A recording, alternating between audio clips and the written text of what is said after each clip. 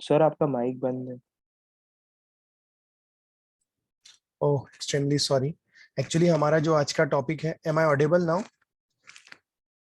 Yes sir. Okay, हमारा जो topic है, हमने one dimensional array already cover कर लिया है, जो मैंने शायद आपको बता दिया था। इनिशियलाइजेशन ऑफ, हाँ yes, this is the initialization of one dimensional array. आज जो मैं आपको पढ़ाने जा रहा हूँ, initialization of two dimensional array. Initialization of two dimensional array मतलब हम डायरेक्टली अरे को उसकी वैल्यूज दे देंगे। ये डेटा टाइप, अरे नेम, रोज और कॉलम्स के लिए ब्रैकेट। उसके बाद मैं जाता हूँ डायरेक्टली, देखिए मैं किस तरह से इनिशियलाइज करता हूँ। जस्ट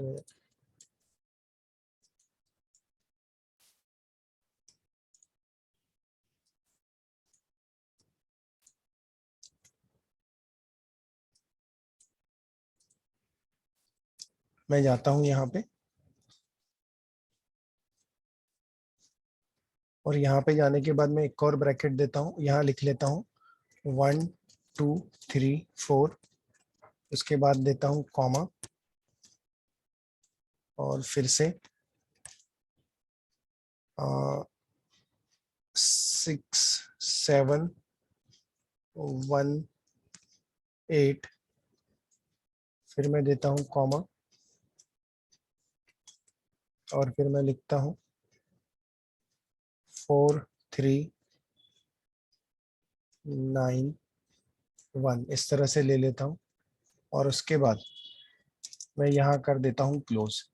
तो देखिए सर, सबसे पहले तो राइट हैंड साइड ही एग्जीक्यूट होगा। सबसे पहले ये राइट हैंड साइड कहलाता है। अगर आप गौर से देख रहे हो तो इनडायरेक्टली ये इनिशियलाइजेशन है टू डायमेंशनल अरे का। उस अरे में आप देख रहे हैं टोटल नंबर ऑफ, ये जीरोथ रो, ये फर्स्ट रो, ये सेकंड रो। हर एक रो में अगर आप देख रहे हैं तो आपको टोटल 4 कॉलम मिलेंगे। आपको टोटल 4 कॉलम मिलेंगे, लेकिन इस बार डिफॉल्ट वैल्यू 0 सेट नहीं होगी। इस बार डिफॉल्ट वैल्यू जो आपने यहाँ पे इनिशियलाइज की है वो करेगा। मतलब क्या होगा, सबसे पहले राइट हैंड साइड एग्जीक्यूट होगा। राइट हैंड साइड एग्जीक्यूट होगा तो क्या करेगा, काउंट करेगा नंबर ऑफ रोज कितनी है, 1 2 3। हर एक रो में कितने कॉलम्स है, हर एक रो में 4 कॉलम्स है, हर एक रो में 4 कॉलम्स है। तो एक ऐसा अरे बनाएगा जिसमें नंबर ऑफ रोज 3 होगी और हर एक रो में कितने कॉलम्स होंगे, 4। सर वो कैसे बना रहा है, तो वो जब राइट हैंड साइड, हमेशा राइट हैंड साइड जब वो एग्जीक्यूट करेगा तो पहले वो काउंट करेगा 1 2 3। नंबर ऑफ रोज 3 है और कॉलम को काउंट करेगा, तो यहाँ अंदर देखने से पता चल जाएगा नंबर ऑफ कॉलम्स कितने हैं, 4 है। तो क्या करेगा, वो एक अरे बनाएगा। वो एक अरे बनाएगा। उस अरे में टोटल नंबर ऑफ रोज वो 3 बनाएगा, और हर एक रो में कितने कॉलम्स बनाएगा, हर एक रो में वो 4 कॉलम्स बनाएगा। हम जाते हैं, ये आ जाएगी जीरोथ रो, ये आ जाएगी फर्स्ट रो, ये आ जाएगी जीरोथ रो, ये आ जाएगी फर्स्ट रो, और ये आ जाएगी सेकेंड रो। इस तरह से आ जाएगा। हर एक रो में कितने कॉलम्स होंगे, 4 कॉलम्स होंगे। ये कहलाएगा जीरोथ कॉलम, ये कहलाएगा फर्स्ट कॉलम, ये कहलाएगा सेकंड कॉलम, और लास्ट वन कहलाएगा थर्ड कॉलम। इस तरह से ये अरे बनेगा। और इसमें जो वैल्यूज होंगी, इसमें जो वैल्यूज होंगी वो हम बोलेंगे आई इज इक्वस टू 0 ले लेते हैं, फिर आई इज इक्वस टू 1 ले लेते हैं, और फिर आई इज इक्वस टू 2 ले लेते हैं। और हर एक रो में कितने कॉलम्स होने वाले हैं, 4 कॉलम्स होने वाले हैं। तो ये हम ले लेंगे j इज इक्वस टू 0 ले लेंगे, j इज इक्वस टू 1 ले लेंगे, j इज इक्वस टू 2 ले लेंगे, और j इज इक्वस टू 3 ले लेंगे। इस तरह से हम ये चीजें कर लेंगे। अब आप देखिए, नंबर ऑफ रोज और नंबर ऑफ कॉलम्स, तो ये जो रहेगा ये पोजीशन रहेगा जीरो थ्रो और जीरोथ कॉलम। ये आएगा जीरो थ्रो और फर्स्ट कॉलम, ये रहेगा जीरो थ्रो और सेकंड कॉलम, ये रहेगा जीरो थ्रो और थर्ड कॉलम। इस तरह से ये आ जाएगा। अब हम नेक्स्ट रो की बात करते हैं, तो ये रहेगा फर्स्ट रो और जीरोथ कॉलम, ये रहेगा फर्स्ट रो और फर्स्ट कॉलम, ये रहेगा फर्स्ट रो और सेकंड कॉलम, ये रहेगा फर्स्ट रो और थर्ड कॉलम रहेगा। उसके बाद हम जाते हैं नेक्स्ट रो में जाएंगे, ये रहेगा सेकंड रो और जीरोथ कॉलम, ये रहेगा सेकंड रो और फर्स्ट कॉलम, ये रहेगा सेकंड रो और सेकंड कॉलम, और ये रहेगा सेकंड रो और थर्ड कॉलम। इस तरह से ये चीजें रहेगी। अब देखिए, पहले रो फैशन में जाके स्टोर होते हैं, तो पहले एलिमेंट कौन सी रो में जाएंगे, फर्स्ट रो में जाएंगे। फर्स्ट रो में एलिमेंट जाएंगे, तो मैं यहाँ रख देता हूँ 1, पहले आएगा 1, फिर कितना आ जाएगा 2, फिर आ जाएगा 3 और फिर कितना आ जाएगा फोर्थ एलिमेंट। ये फर्स्ट रो में ये वैल्यू सेट होगी। डिफॉल्ट वैल्यू 0 सेट नहीं होगी, क्योंकि आपने वैल्यू बताई है, आपने वैल्यू बताई है। और उसके बाद क्या होगा, 6 होगा, यहाँ आएगा 7 आएगा, 7 के बाद 1 आएगा और 1 के बाद 8 आएगा। उसी तरह से आप नेक्स्ट रो में जाते हैं, तो यहाँ पर कितना आ जाएगा, यहाँ पर 4 आ जाएगा, यहाँ पर 3 आ जाएगा, उसी तरह से यहाँ पे 9 आ जाएगा और यहाँ पे 1 आ जाएगा। इस तरह से वैल्यूज आ जाएंगी। जब आप इसको प्रिंट करने जाओगे सर, जब आप इसको प्रिंट करने जाओगे तो वही आप लूप लगा लेना। हम बोलेंगे for int i is equal to 0, i less than 3, मतलब 2 तक चलेगा, i प्लस प्लस। और उसके बाद हम जाएंगे for j is equal to 0, j less than 4 और j प्लस प्लस। उसके बाद हम जाएंगे, हम डायरेक्टली प्रिंट कर देंगे। सो हम लिखेंगे system dot out dot print, system dot out dot print हम यहाँ पे लिख देंगे अरे ऑफ i और j ले लेंगे और थोड़ा सा स्पेस। हाँ, मैंने आपको ये स्पेस वाला नहीं बताया, तो मैं आपको बस अब इसके बाद वो बता दूंगा आपको। ये वाला एक छोटा सा कंसेप्ट है, स्पेस आ जाएगा और उसके बाद एक बार लूप चलेगा, पूरी एक रो प्रिंट करेगा। देखो मैंने प्रिंट एलन नहीं दिया हूँ, मैंने प्रिंट एलन नहीं दिया हूँ। उसके बाद मैं जाऊंगा, एक रो प्रिंट करेगा, उसके बाद हम बोलेंगे एक रो के बाद system dot out dot println, system dot out dot println बोलेंगे और यहाँ पे कुछ नहीं लिखना, दैट्स इट। और यहाँ पे कर देंगे क्लोज। इस तरह से ये अरे क्या हो जाएगा, प्रिंट हो जाएगा। चलिए हम इस प्रोग्राम को रन करते हैं। तो आप तो जानते हैं सर, जब i 0 होगा तो j 0 से लेके 3 तक चलेगा। तो कैसा होगा, 0 0 0 1 0 2 और 0 3, 0 0 0 1 0 2 और 0 3, ये प्रिंट करेगा। स्लैश एन उसको नेक्स्ट लाइन पे लाएगा। उसके बाद जब i की वैल्यू 1 होगी, फिर j 0 से लेके 3 तक चलेगा। तो कैसा होगा, 1 0 1 1 1 2 और 1 3, प्रिंट कर देगा। स्लैश एन उसको नेक्स्ट लाइन पे लाएगा। उसके बाद i की वैल्यू 2, लास्ट टाइम चल रहा है लेस देन 2 ना, फिर j 0 से लेके 3 तक, तो 2 0 2 1 2 2 और 2 3, इस तरह से चलेगा और क्या कर देगा, प्रिंट कर देगा। तो चलिए हम लोग जाते हैं क्लास एग्जाम्पल लाइन देख लेते हैं, जो भी होगा हम चेंज कर देंगे। ये पब्लिक स्टैटिक वाइड मेन ले लेता हूँ और स्ट्रिंग args। उसके बाद सबसे पहले हमने अरे को इनिशियलाइज किया था, तो int a number of rows number of columns is equal to, हम वो पहले पूरा कर लेते हैं। हम जाते हैं 1 2 3 4 ले लेते हैं, ये कॉमा दे देंगे। सेकंड वाला अरे भी ले लेंगे। वैल्यूज क्या थी, हम मैच वैल्यूज ही पुट करेंगे। 6 7 1 8 6 7 1 8 ले लेते हैं। उसके बाद हम जाते हैं, उसके बाद हमने जो वैल्यू ली थी वो थी 4 3 9 1 4 3 9 1 ले लेते हैं।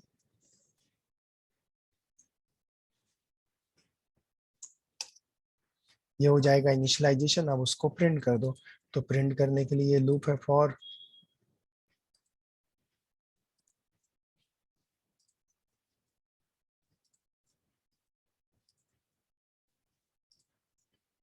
ये जाएगा, उसके बाद ये लूप से बाहर आएगा, ये भी क्लोज कर देंगे और ये भी क्लोज कर देंगे।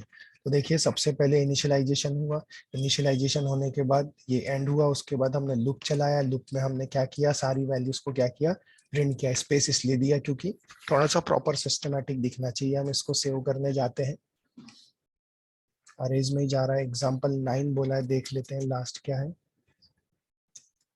एग्जाम्पल 9 तो है ऑलरेडी, एग्जाम्पल 10 नहीं है। ओके, एग्जाम्पल 10 डॉट जावा, हम इसको सेव करते हैं और हमारे इस प्रोग्राम को भी 9 की जगह हम क्या कर लेते हैं, 10 कर लेते हैं।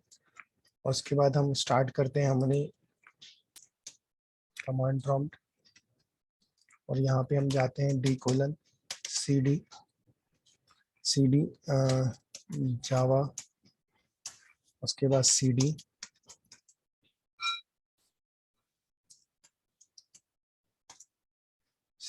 अरेज और जावा सी एग्जाम्पल 10 डॉट जावा, और मैं एंटर करता हूँ, कंपाइलेशन होगा। ओके, आई जे, मैंने शायद जे को डिक्लेयर नहीं किया। अच्छा, यहाँ पे भी जे को डिक्लेयर करना पड़ेगा, तो इंट ऑफ जे ले लेता हूँ। कंपाइलेशन, कंपाइल होगा इंटरप्रिटेशन जावा एग्जाम्पल 10। अब देख सकते हैं इस तरह से आउटपुट हमारा आ जाएगा। ये कहलाता है इनिशियलाइजेशन ऑफ अरे, मतलब जब अरे हम डिक्लेयर कर रहे हैं उसी वक्त उसकी वैल्यू रख देना, that is nothing but called as initialization of the array. Initialize कर रहे हैं किसी को, वैल्यूज रख रहे हैं, तो ऐसे केस में ऐसा पर्टिकुलर कंसेप्ट कहलाता है इनिशियलाइजेशन कहलाता है। तो ये था 2 डायमेंशनल अरे का इनिशियलाइजेशन। अब कुछ बेसिक कंसेप्ट जो मैं आपको बताना चाहता हूँ वो हम कंटिन्यू कर लेते हैं। तो सर मैं बताना चाहता हूँ इन जावा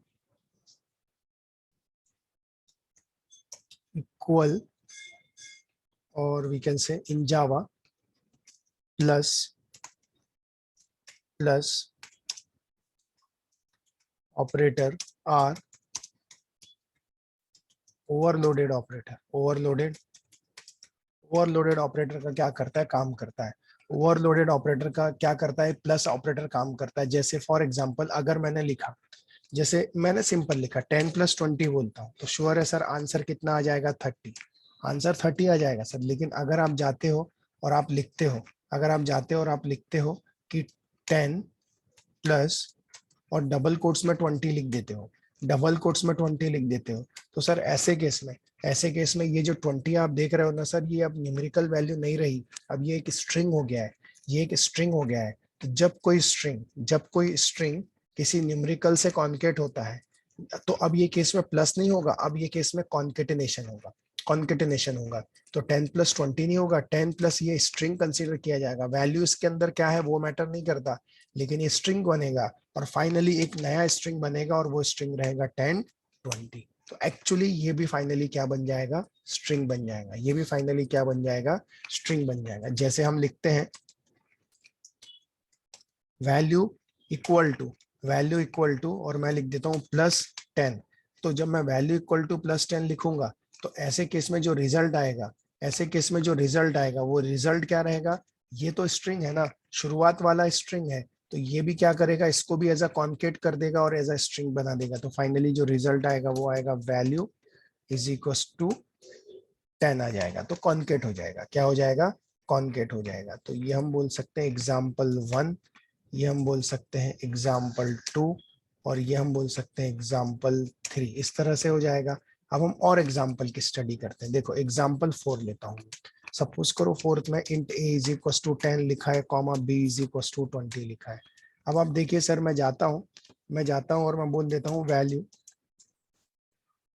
अगर मैं बोल दूं system.out.println, और यहाँ मैं बोल देता हूँ value equals to plus of a, तो होगा क्या एक्चुअली, ये तो स्ट्रिंग है ना सर, स्ट्रिंग के साथ ए कॉन्केट हो रहा है, होगा। लेकिन पहले क्या होगा, ये ए एक्चुअली ए की जगह ए की क्या आ जाएगी, वैल्यू आ जाएगी, ए की क्या आ जाएगी, वैल्यू आ जाएगी। तो ऐसे केस में ए की जगह इसकी वैल्यू आ जाएगी। तो वैल्यू कैसी हो जाएगी, ये कुछ ऐसा हो जाएगा sir, value value equals to और मैं क्या कर देता हूँ, वैल्यू इक्वल्स टू और मैं प्लस ऑफ ए की जगह ए की वैल्यू कितनी आ जाएगी, 10। जब 10 आ गई तो अब ये जाएगा और ये होगा value equals to value equals to, और ये बन जाएगा 10। तो एक्चुअली ऐसा स्ट्रिंग बनेगा इस केस में, इस तरह से ये बनेगा। अब एग्जाम्पल नंबर 5 देखते हैं हम। एग्जाम्पल नंबर 5 देखते हैं, तो मैं क्या करता हूँ, ये तो लेता ही लेता हूँ, फर्स्ट लाइन ले लेता हूँ, उसके बाद मैं जाता हूँ, मैं बोलता हूँ system dot out dot println,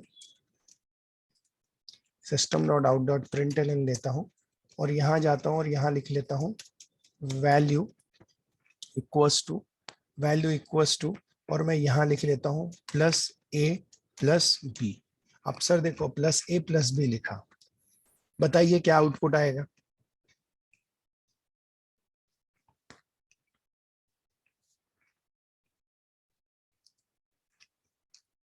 Bhagyashree, Deepali, Nikita, Simi, बताइए क्या आउटपुट आएगा। Sir 1020 1020 exactly, 20। बिल्कुल सही बेटा। देखो कैसे होगा, एक्चुअली क्या होगा कि देखो इस केस में क्या होगा कि value equals to as it is रहेगा। अब ए की जगह ए की वैल्यू आ जाएगी 10, बी की जगह बी की वैल्यू आ जाएगी 20, इस तरह से आ जाएगा 10 20। लेकिन एक्चुअली क्या होगा, ये 10 20 ए की जगह ए की वैल्यू, बी की जगह बी की वैल्यू आ जाएगी। लेकिन सर एक्चुअली कैसा होता है ना, पहले जो प्रोसेस होगा ना, ये स्ट्रिंग जो जाएगा ना, ये पहले इसको कॉन्केट करेगा। आपको लग रहा होगा पहले ऐड कर लेगा, तो नहीं, ये स्ट्रिंग क्या करता है, पहले इसको पकड़ेगा, 10 को पकड़ेगा इस तरह से। तो जब ये पकड़ेगा तो ऐसे केस में क्या चेंजेस होंगे, तो ये होगा वैल्यू इक्वल्स टू 10 हो जाएगा, वैल्यू इक्वल्स टू 10 हो जाएगा और प्लस 20 रहेगा। अब अगले केस में ये वैल्यू इक्वल्स टू 10 जो है ना, ये 20 को पकड़ेगा। जब ये इसको पकड़ेगा तो ऐसे केस में आ जाएगा वैल्यू इक्वल्स टू 10 और 20 आ जाएगा सर, इस तरह से आ जाएगा सर। तो आपको आउटपुट में ये डबल कोट दिखता नहीं है, लेकिन वो एज अ स्ट्रिंग ही क्या होता है, ट्रीट होता है। लेकिन वो स्ट्रिंग ही क्या होता है, ट्रीट होता है। अब देखो मैं आगे बढ़ता हूं, फिर से एक और एग्जांपल लेता हूं। जब मैं जाता हूं 10 20 लेता हूं यहाँ पे, और मैं क्या कर देता हूँ, यहाँ पे जाके a प्लस बी की जगह a इंटू बी कर देता हूँ, a इंटू बी। सर मैं आपको बताना चाहता हूँ, उस हिसाब से बोर्डमॉस के हिसाब से पहले मल्टीप्लाई सॉल्व होता है। पहले क्या सॉल्व होता है, मल्टीप्लाई सॉल्व होता है सर। तो मल्टी ओके, जस्ट उसके पहले ना मैं प्लस ही रखता हूं, लेकिन अब मैं इसको कर देता हूं ब्रैकेट में, अब मैं इसको कर देता हूं ब्रैकेट में। सर आप देखिए क्या होगा ना, अब आपने इसको ब्रैकेट में कर दिया सर, तो क्या होगा, बोर्डमॉस के हिसाब से पहले ब्रैकेट आती है।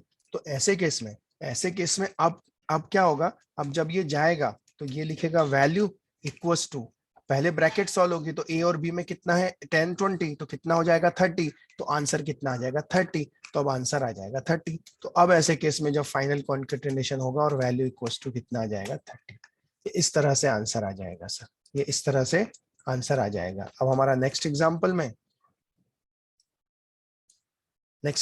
में हम 10 प्लस 20 ए प्लस बी की जगह ए इंटू बी लेंगे। देखो हमने कोई ब्रैकेट भी नहीं दिया सर, हमने ब्रैकेट भी नहीं दिया, लेकिन बोर्ड मास के हिसाब से मल्टीप्लिकेशन की प्रायोरिटी ज्यादा है और प्लस की प्रायोरिटी कम है, प्लस की प्रायोरिटी कम है। इसीलिए जब ये जाएगा तो value equals to as it is रहेगा, प्लस ए की जगह ए की वैल्यू, बी की जगह बी की वैल्यू, 10 इंटू 20 हो जाएगा, 10 इंटू 20 हो जाएगा। तो 10 इंटू 20 जब होगा तो आंसर आएगा वैल्यू इक्वल्स टू 10 इंटू 20 हो जाएगा 200, तो यहाँ पर कितना आ जाएगा 200। और उसके बाद फाइनली आउटपुट में क्या आ जाएगा, value is equals to 200, that's it. Sir मुझे बताइए, अब इसके बाद कभी आपको प्लस को लेके, इन चीजों को लेके कभी डाउट रहेगा क्या, किसी को भी? No sir. भाग्यश्री, दीपाली, निकिता, सिमी, कोई doubt? No sir. Okay fine. तो ये प्लस ऑपरेटर जो है ओवरलोडेड, तो ऐसी चीजें हम कई बार क्या करेंगे, हमारे प्रोग्राम के अंदर में हम यूज करेंगे। तो सर मैंने आपको जब पढ़ाया, तो सबसे पहले मैंने पढ़ाया आपको इंट्रोडक्शन ऑफ जावा, फिर मैंने पढ़ाया आपको डेटा टाइप्स इन जावा, फिर हमने पढ़े अरेज। अब हम पढ़ने जा रहे हैं जो नेक्स्ट चैप्टर है, उस चैप्टर का नाम है static members. Very very very important chapter है सर, और ये इतना इंपॉर्टेंट रोल प्ले करता है किसी भी डेवलपमेंट में। जहां तक मुझे याद है सर, बिना स्टैटिक के तो कभी डेवलपमेंट हो ही नहीं सकता। इतनी फ्रिक्वेंटली यूज होने वाली चीज है ये। प्लीज, रियल टाइम में सबसे ज्यादा इस चीज से पाला पड़ता है, स्टैटिक चीजों से पाला पड़ता है। इसलिए इन चीजों को बहुत ध्यान से समझना और बहुत ध्यान से स्टडी करना। देखिए सर, स्टैटिक मेंबर्स के अंदर में मैं आपको दो चीजें पढ़ाना चाहता हूँ। पहले मैं पढ़ाना चाहता हूँ static member variable. Static member variable देखेंगे हम, और उसके बाद जो सेकंड टॉपिक देखेंगे हम इसके अंदर में, वो देखेंगे स्टैटिक मेथड। स्टैटिक मेथड देखेंगे सर, स्टैटिक मेथड कैसे वर्क करती है। तो सर एक एक करके हमें दोनों चीजों की क्या करना है, स्टडी करना है। तो चलिए, सबसे पहले जो हम स्टार्ट करते हैं वो स्टार्ट करते हैं हम सर स्टैटिक मेंबर वेरिएबल्स की। स्टैटिक मेंबर वेरिएबल्स की मैं आपको बताना चाहता हूं सर कि जैसे ही अज्यूम करिए सर, अज्यूम करिए जैसे मैंने कोई क्लास बनाया, क्लास बनाने के बाद जैसे मैं लिखता हूं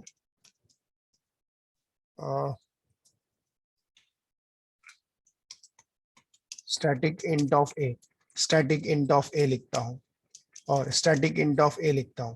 तो सर मैं आपको बताना चाहता हूं, जब जब हम कोई क्लास का ऑब्जेक्ट बनाते हैं, जैसे कोई क्लास बनाया हमने, क्लास का ऑब्जेक्ट बना रहे, कुछ भी कर रहे हैं, तो ये जो कहलाता है स्टैटिक इंट ऑफ ए लिखा है, तो ये कहलाता है स्टैटिक मेंबर वेरिएबल। तो जब किसी भी पर्पस के लिए प्रोग्राम का एग्जीक्यूशन पहली बार क्लास के अंदर जब आएगा, तो आते बराबर सबसे पहले वो देखता है कोई स्टैटिक वेरिएबल है क्या, और उसे स्टैटिक वेरिएबल मिल जाता है। सपोज करो सर, अगर मैंने सी प्लस प्लस का सिंटेक्स लूं, तो सी प्लस प्लस का सिंटेक्स कैसा होता है, class class sample S1 comma S2 comma S3 ऐसा ले लिया है। कितने ऑब्जेक्ट बना लिया, 3। मैं आपको बताना चाहता हूँ, पहली बार क्लास के अंदर आएगा, आते बराबर देखेगा कोई स्टैटिक वेरिएबल है क्या, और उसे स्टैटिक वेरिएबल मिल जाता है,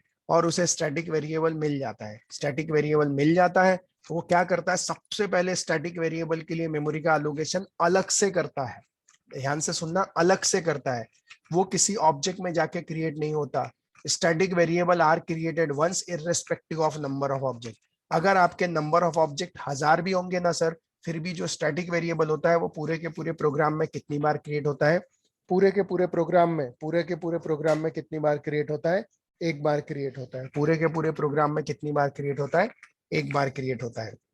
सर दूसरी बार अगर क्लास के अंदर जाएगा तो उसकी तरफ देखेगा भी नहीं सर। वो सिर्फ पहली बार जब क्लास के अंदर जाएगा, किसी भी पर्पस के लिए गया हो सकता है कंस्ट्रक्टर कॉल करने गया, हो सकता है मेथड कॉल करने गया, हो सकता है क्लास लोड करने, कुछ भी रीजन से अगर क्लास के अंदर आया है वो, तो पहली बार स्टैटिक वेरिएबल को देखेगा, उसके लिए मेमोरी का एलोकेशन करेगा, और उसके बाद दूसरी बार जब भी वो आएगा वो नहीं देखेगा। क्यों? क्योंकि पहली चीज, स्टैटिक वेरिएबल सबसे पहली बार इनिशियलाइज होते हैं। दूसरी चीज, स्टैटिक वेरिएबल कभी किसी ऑब्जेक्ट में जाके क्रिएट नहीं होते। इसलिए इसीलिए इनको, ये जो ऑब्जेक्ट में जाके क्रिएट नहीं होते, इसीलिए इन्हें जो बोला जाता है स्टैटिक वेरिएबल को जो बोला जाता है object object independent independent object independent member variable बोला जाता है। ऑब्जेक्ट इंडिपेंडेंट मेंबर वेरिएबल बोला जाता है। ओके। और उसे ही दूसरा नाम दिया जाता है ऑब्जेक्ट इंडिपेंडेंट मेंबर वेरिएबल। और दूसरी चीज, उन्हें उन्हें बोला जाता है क्लास वेरिएबल भी बोला जाता है। क्लास वेरिएबल क्यों बोला जाता है वो भी मैं बहुत जल्दी बनाऊंगा। और तीसरा बोला जाता है नॉन स्टैटिक मेंबर वेरिएबल क्यों बोला जाता है सर? क्योंकि उसके सामने सॉरी हाँ क्योंकि sorry sorry extremely sorry, it is a static member variable. क्यों? क्योंकि उसके सामने हमने क्या लिखा है, स्टैटिक लिखा है। Just a minute sir.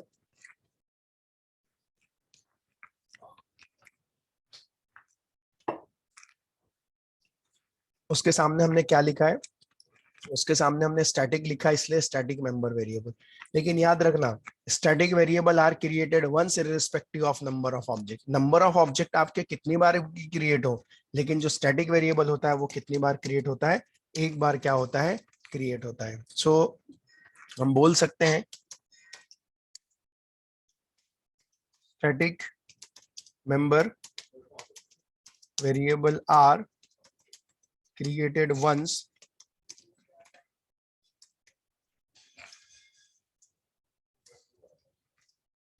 irrespective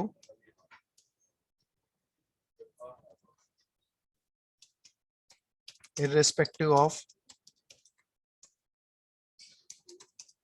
number of objects।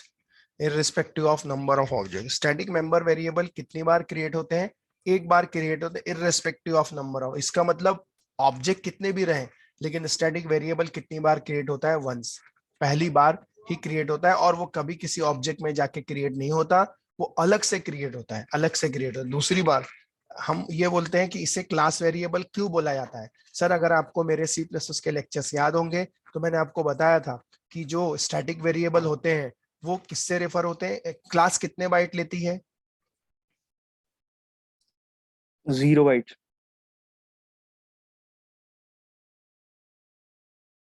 Exactly class लेती है 0 बाइट, क्लास लेती है 0 बाइट। और स्टैटिक वेरिएबल के लिए मेमोरी कौन लाता है, तो वो जहां जाते हैं अपनी मेमोरी साथ में लेके जाते हैं। उन्हें कभी किसी पर डिपेंड नहीं होते, स्टैटिक वेरिएबल कभी किसी पर डिपेंड नहीं होते। इसलिए जब भी आप स्टैटिक वेरिएबल को कॉल करते हो तो कॉल करते समय लिखते हैं सैंपल क्लास का नाम। अगर सी प्लस प्लस होता ना सर तो आप लिखते हैं स्कोप रिजोल्यूशन ऑपरेटर और मेंबर वेरिएबल का नाम, स्टैटिक वेरिएबल का नाम। लेकिन ये जो कंसेप्ट फॉलो होता है ये किस में फॉलो होता है, सी प्लस प्लस में। लेकिन जावा में कोई स्कोप रिजोल्यूशन ऑपरेटर नहीं है, तो जावा में कॉल होता है क्लास का नाम डॉट ए, क्लास का नाम डॉट ए। इस तरह से क्या कर सकते हैं आप, कॉल कर सकते हैं। इस तरह से आप क्या कर सकते हैं, कॉल कर सकते हैं। That's it sir. इस तरह से आप कॉल करोगे तो ये कंसेप्ट हम किस में फॉलो करेंगे, ये कंसेप्ट हम जावा में फॉलो करेंगे। सर क्लास तो 0 बाइट लेती है, तो फिर जब आप इसको एक्सेस करने जाओगे ए को तो इसके लिए मेमोरी कौन लाएगा, बताओ। सर वो अपनी मेमोरी खुद लाएगा। एग्जैक्टली वो जहां जाएगा अपनी मेमोरी साथ में लेके जाएगा, इसलिए उसे किसी की हेल्प की जरूरत नहीं है। लेकिन जो नॉन स्टैटिक होता है उसे मेमोरी की जरूरत होती है, उसकी मेमोरी का इंतजाम करता है ऑब्जेक्ट। तो ये बेसिक चीज मैंने आपको जो बताई ये इंस्टेंस स्टैटिक वेरिएबल को लेके बताई। अब देखिए सर मैं जाता हूं, और कुछ चीजें ध्यान से सुनना, और कुछ चीजें ध्यान से सुनना।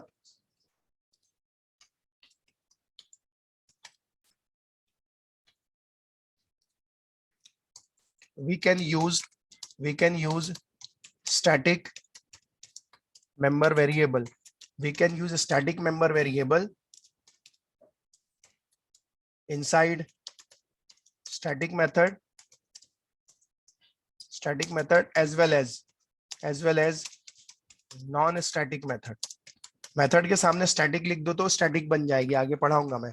हम जो स्टैटिक मेंबर होते हैं, जो स्टैटिक मेंबर वेरिएबल है, हम उसे कहाँ यूज कर सकते हैं, स्टैटिक मेथड के अंदर भी यूज कर सकते हैं as well as non static method के अंदर भी यूज कर सकते हैं। किसी ने आपसे पूछा स्टैटिक में क्यों यूज कर सकते हैं, भैया स्टैटिक मेथड के अंदर आप स्टैटिक वेरिएबल यूज कर सकते हो, आप नॉन स्टैटिक के अंदर यूज कर सकते हो। हाँ लेकिन नॉन स्टैटिक तो इसके लिए मेमोरी लाता ही नहीं है स्टैटिक के लिए, तो सर कोई टेंशन नहीं ना, वो जहां जाता है अपनी मेमोरी साथ में लेके जाता है। इसलिए जो स्टैटिक मेंबर वेरिएबल है आप स्टैटिक मेथड में भी यूज कर सकते हैं एज वेल एज आप क्या कर सकते हैं, नॉन स्टैटिक के अंदर भी आप क्या कर सकते हैं, यूज कर सकते हैं। आप दोनों जगह स्टैटिक वेरिएबल को क्या कर सकते हैं, यूज कर सकते हैं।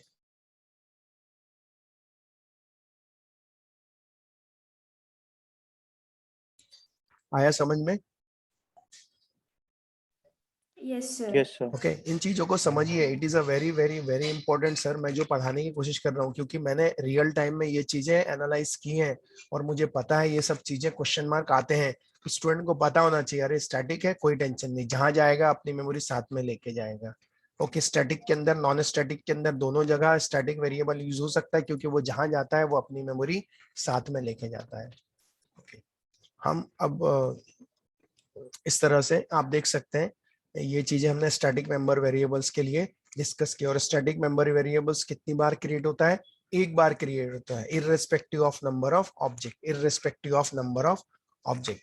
तो we can use static member variable. Static member variable को आप स्टैटिक मेथड के अंदर भी यूज कर सकते हो, स्टैटिक मेथड के अंदर तो यूज कर सकते हो as well as non static के अंदर।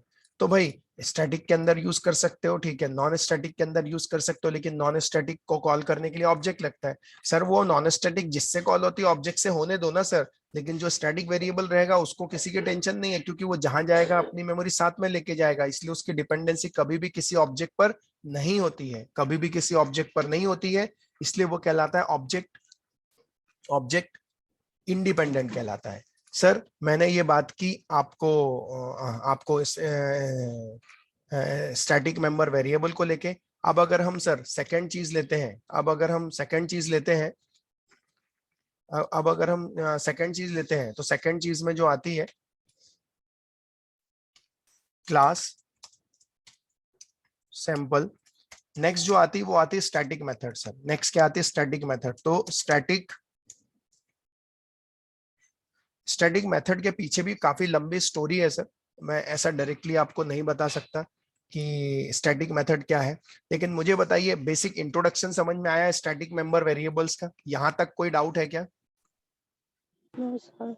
नो सर, समझ गया। No sir. Okay fine. तो मैं नेक्स्ट लेक्चर में सबसे पहले तो या तो स्टैटिक मेंबर वेरिएबल्स का पहले प्रोग्राम लूंगा, या तो मैं पहले स्टैटिक मेथड की नीड क्या है। हालांकि मैंने सी प्लस प्लस में ये चीजें पढ़ाई है, लेकिन फिर भी मैं दोबारा रिपीट करूंगा बिकॉज इट इज अ जावा। तो हम पढ़ेंगे क्योंकि ये very very very very very important चीज है, क्योंकि क्यों स्टैटिक की हमको नीड आई। ओके हमारे लिए सिर्फ इतना पढ़ जाना कि मेंबर वेरिएबल के सामने स्टैटिक लिख दो तो स्टैटिक मेंबर वेरिएबल बन जाता है, नहीं, ये नहीं है, हमें ये नहीं पढ़ना है। ये तो हमें यूनिवर्सिटी के लिए ठीक था, हमें मेथड के सामने स्टैटिक लिख दो दैट्स वो मेथड बन जाती, स्टैटिक नहीं। स्टैटिक की नीड क्यों पड़ी? क्यों स्टैटिक अगर नहीं होता तो क्या होता, कितनी मेमोरी वेस्टेज होती, ये चीजें आपको बताएगा स्टैटिक अपनी ताकत। तो वो देखेंगे हम नेक्स्ट सेशन में, बट आज के लिए मैं इस सेशन के लिए इतना ही